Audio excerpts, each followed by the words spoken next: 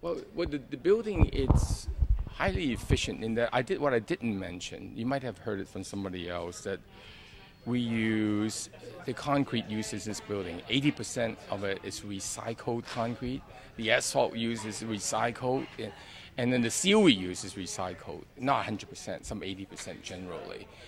And then we have our solar system in the existing warehouse to help power this new warehouse, which is now not quite adequate because now we're talking about in combination we're talking about 1.1 million square feet of warehousing space, and there's a lot of equipment in that too that would need electricity to power. So chances are we may have to invest in another solar system for this new building.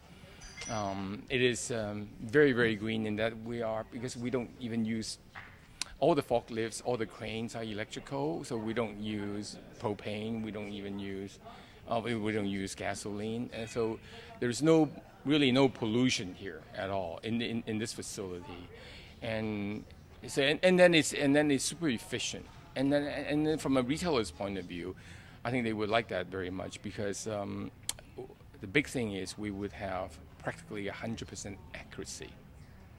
That we wouldn't make mistakes that we quite often in traditional warehouses because of human handling. This is all done with barcodes and automation.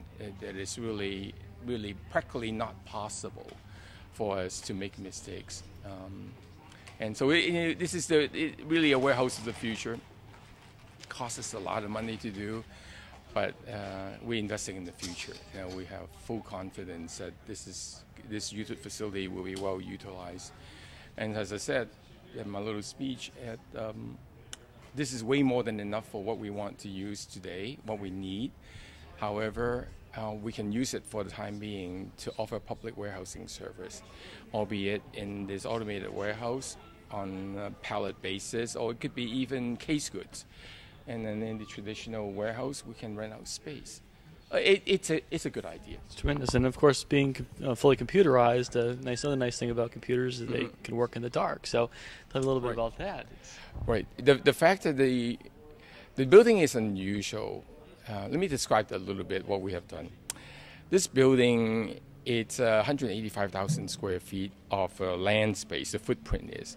So we had a huge concrete slab of I want to say about 2.5 feet, really thick concrete slab. And then the building has no columns. So we started to build racks, and the whole building is just racks. And then after the racks are done, we hang external walls on the building, on the racks. That becomes our external walls. And then we build a roof over it, a lightweight roof over it, which can support solar panels. And that's our warehouse. And then the aisles, instead of being our traditional warehouses, it would be typically about 14 feet wide aisles because of these big forklifts. You have to maneuver them. And here in this case, our aisles are 4 to 5 feet.